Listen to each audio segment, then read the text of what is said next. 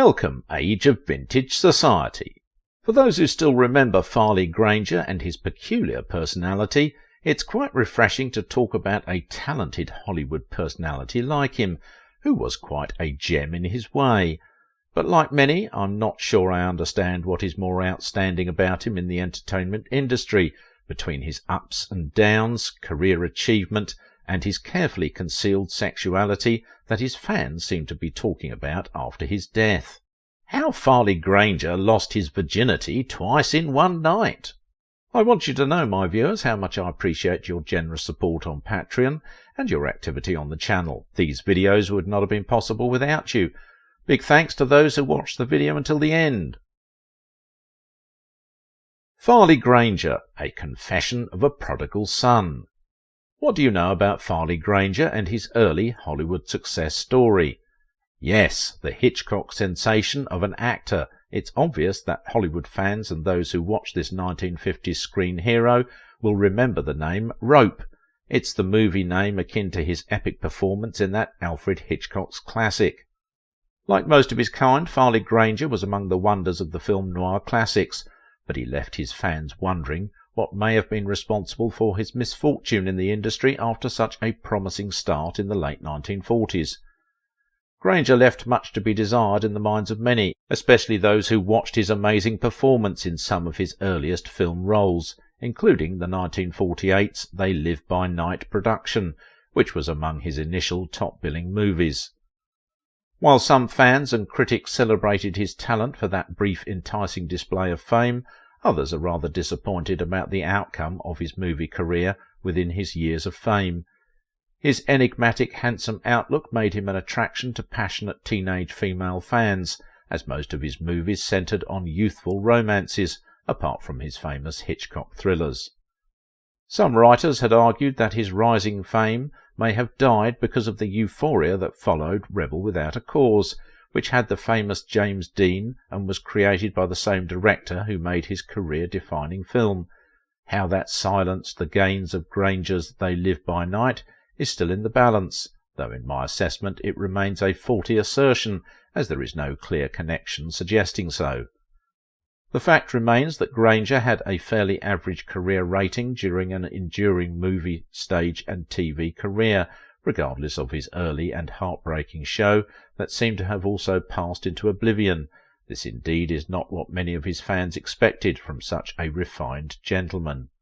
For all his career efforts, one thing about Granger that his fans are arguably talking about is surprisingly the shocking revelation that emerged about his sexuality.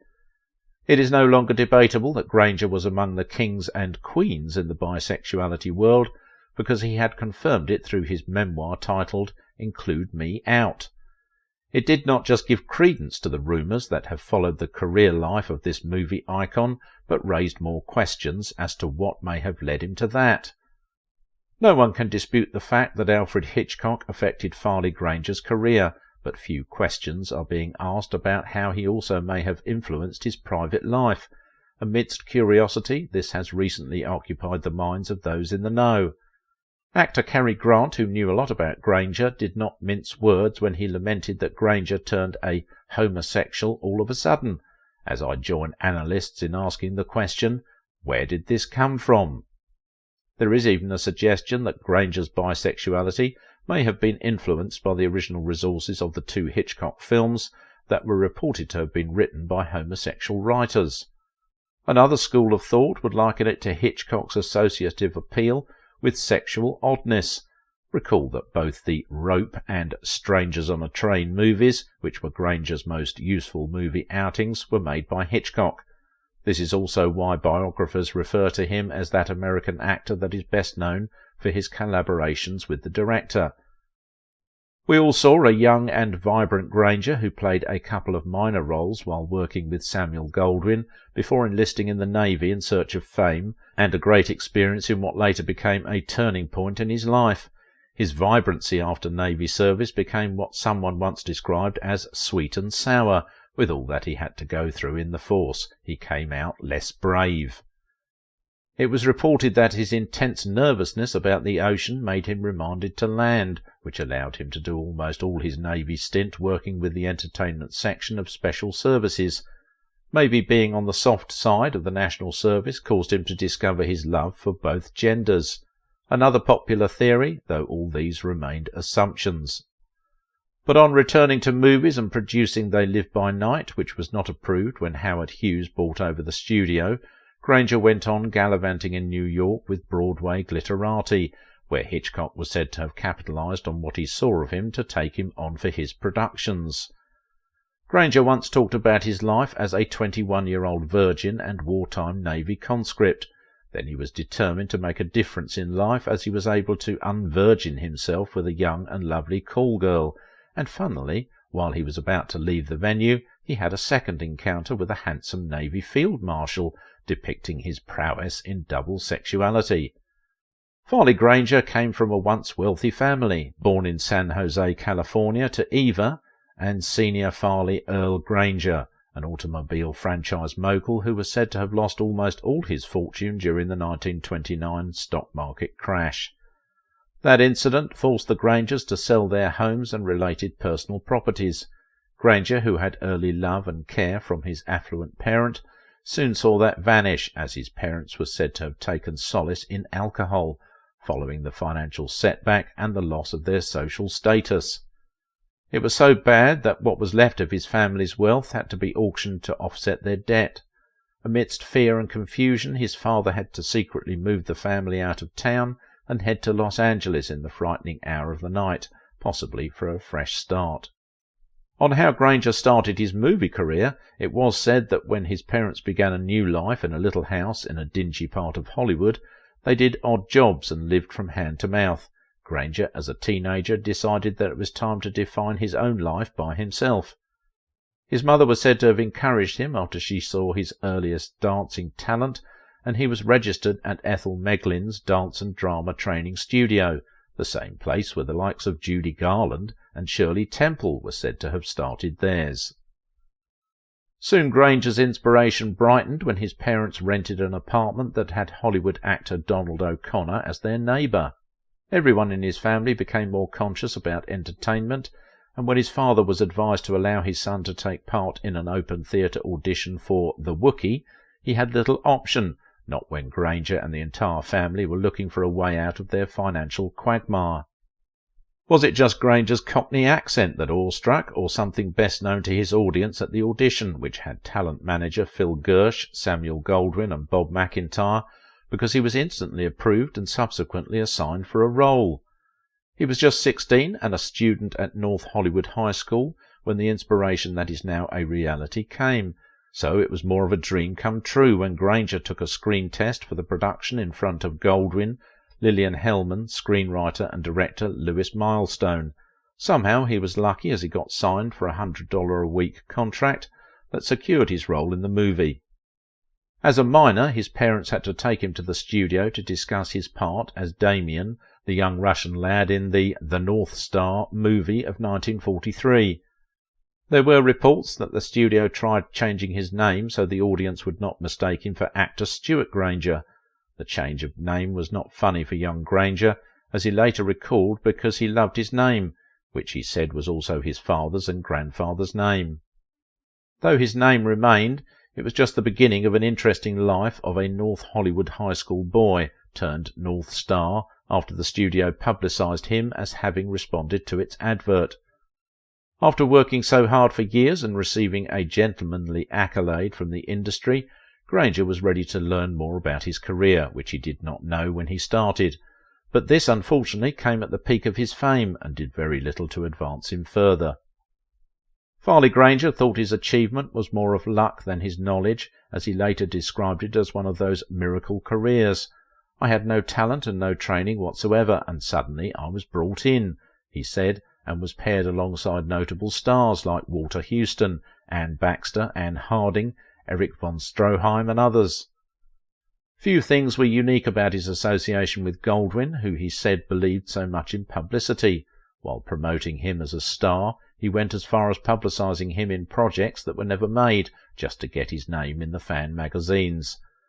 At the time, the magazine published images of Granger in swimsuits frolicking alongside famous Debbie Reynolds and Jane Powell, among others. Although his career was interrupted by his role in the US Navy stint as World War II raged, conservatively assessed, Granger did not quite fit into the heroic category, as he did agree to be chronically seasick. He was of little use in the force, but a mega resource for Hitchcock as he returned to Hollywood. Interestingly, by 1950 Granger's name occupied the top spot among the country's most eligible bachelors. Recall that Granger was among the few actors that did not enjoy any kind of matrimonial life because he remained a bachelor for life. But that did not mean that he never dated or loved. On the contrary, Granger was hitting it off when and as the need arose, but did not consider a more committed relationship as something worth his time. The one romantic relationship that almost took him to the altar was the one he had with Shelley Winters. In his words, "We came close to getting married, but fortunately for him it did not happen." Funnily enough, Granger was happy it never happened because he told the public that they would have killed each other in such a union. He buttressed the fact that it was a deliberate choice he had made to remain single and keep his friendship evergreen with those he loved. He had stated that his enduring romance with Shelley was very much a love affair that metamorphosed into some complexities, but that the two remained friends and were very close until her demise. But that is just one of the few fascinations about this handsome gentleman that are rarely talked about. Remarkably also, Granger was bold enough to tell his fans of his challenging sexuality through his memoir, although he claimed he has never hidden it from those who care to know, while the rumours that had followed years after years lasted. But we all know that he did just like many in the industry. One of the most shocking statements in that epic memoir is when he wrote about losing his virginity twice in one night. As funny as that may sound, Granger was passing a clear message of what his preference is, perhaps the more reason he had remained a bachelor. Through his revelation, his fans got to also know about his brief romance with Ava Gardner, a love life he said began when they both had issues with their dates at a Hollywood Christmas get-together. Granger wrote about it as being worthwhile with strong and passionate fun. "We met at the bar and left together," he had stated. And of course he did not fail to talk about his same-sex celebrity flings with notable names in the industry. In what may look like a confession of a prodigal son, Granger talked about his affair with Arthur Lawrence, the scriptwriter of the stage and movie adaptation of West Side Story, which he lived with.